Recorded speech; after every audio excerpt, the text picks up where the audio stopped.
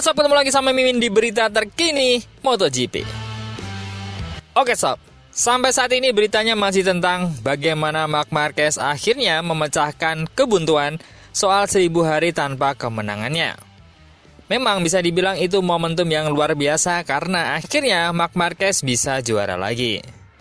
Namun hal ini ternyata menimbulkan polemik bagi Ducati sendiri, di mana Gigi Dall'Igna saat finish terlihat sangat gelisah lantaran di satu sisi Marc Marquez akhirnya juara dengan motor racikannya, dan di sisi lain Pecco mendapatkan tragedi dengan adiknya Marc Marquez sendiri. Kedua pembalap yang akan menjadi satu pedok musim depan.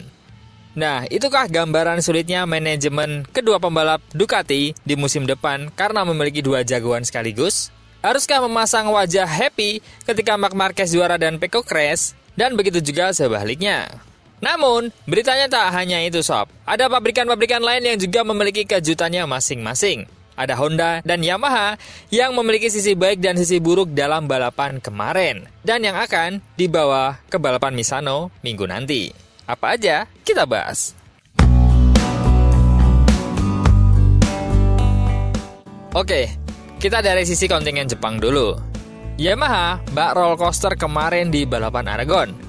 Di satu sisi, dalam sprint, Fabio Quartararo mendapatkan hasil yang baik namun crash prematur saat balapan utama. Dan Alex Rins mendapatkan hasil kebalikannya, di mana dia bisa sensasional start posisi 21 dan finish ke-9. Atau setara dengan Marc Marquez yang start dari posisi 14 dan race up hingga posisi 2 atau naik 12 grid. Tapi, catatan di sini adalah motor yang digunakan Alex Rins adalah motor yang statusnya bapuk atau sedang terpuruk. So, bagaimana Rins bisa membawa Yamaha-nya begitu hebat?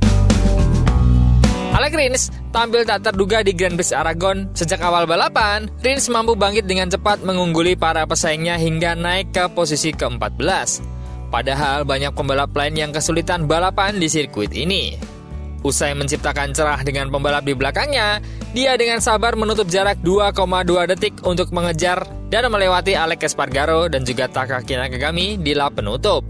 Kecelakaan yang melibatkan Alex Marquez dan Pecco Bagnaia membuat Rins mendapatkan posisi tambahan. Akhirnya, dia menyalip Jack Miller berkat penalti yang dikenakan karena masalah ban. Dan Alex Rins mendapatkan posisi ke-9 dengan terhormat. Namun, tertinggal 39,420 detik dari pemenang balapan. Nah, usai balapan, Alex Rins membagikan pengalamannya. Itu adalah balapan yang gila. Memulai dari posisi 21 tidaklah mudah. Pada hari Sabtu saya menyelesaikan balapan sprint dengan sedikit frustasi. Kondisinya kemarin susah banget. Dan saya berharap semalam tidak turun hujan. Tapi akhirnya terjadi. Tapi saya senang karena saya masih bisa sampai di sana. Saya berhasil mengatur ulang dan mengendarai motor dengan cukup baik. Itu seperti masa lalu, mengendalikan throttle dan juga mengatur ban. Tingkat cengkeramannya sekali lagi sangat rendah. Tapi ini adalah hasil yang luar biasa bagi saya dan tim. Ini sedikit dorongan untuk terus berkarya. Sedangkan Fabio Quartararo mengalami nasib sebaliknya. Balapan Quartararo di Aragon hanya berlangsung beberapa tikungan saja ketika dia mencoba untuk mendapatkan posisi di lap pertama. Sebuah kesalahan yang membuatnya harus masuk pit lebih awal. Mengenai hal ini, pemain asal Prancis ini berkomentar, "Saya tidak tahu bagaimana saya bisa terjatuh. Saya mencoba memasuki tikungan sedikit lebih cepat dari biasanya, tapi saya kehilangan kendali di bagian depan dan jatuh." Kecelakaan ini tidak hanya membuat frustasi karena harus kembali ke pit lebih awal, tetapi juga mencerminkan masalah yang dialaminya sepanjang akhir pekan. Faktor utama yang menurut Quartararo sebagai penyebab kecelakaannya adalah cengkraman yang tidak memadai di trek dan kesulitan pada ban, terutama ban soft di bagian belakang Yamaha miliknya. Akhir pekan ini, cengkramannya buruk dan ban soft di bagian belakang menjadi bencana bagi Yamaha.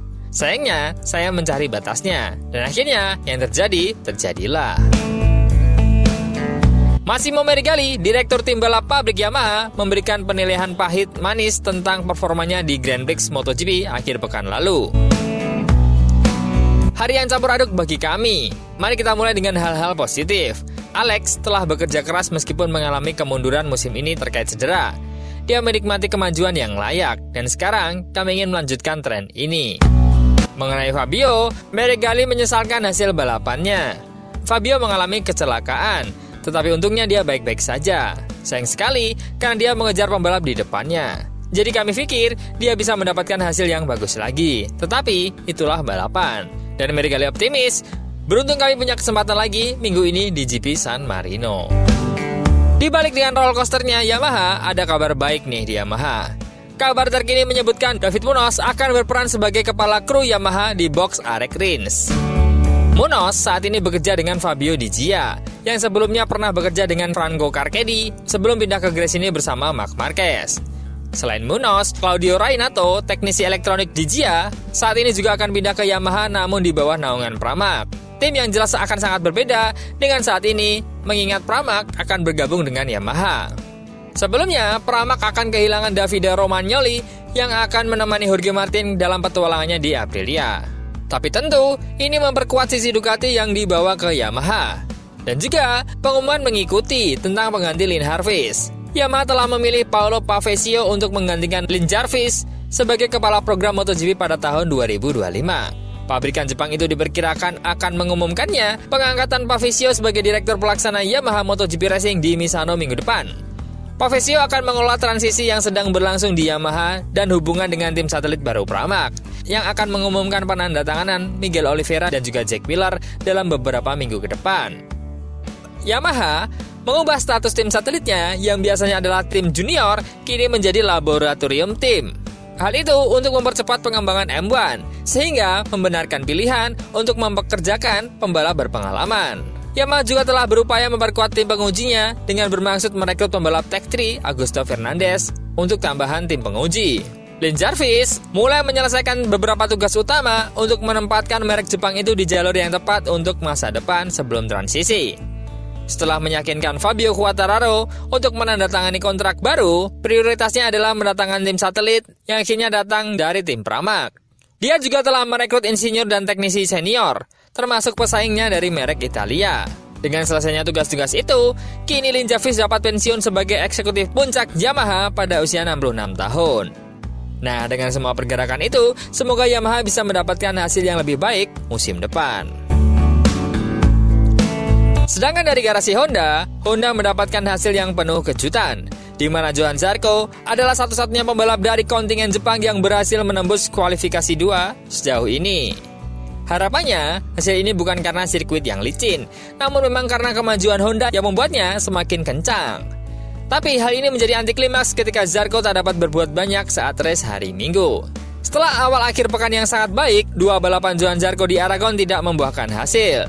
Tentu saja, dia meninggalkan Spanyol dengan 2 poin, termasuk 1 poin yang ditawarkan oleh penurunan peringkat pesaingnya karena tekanan ban.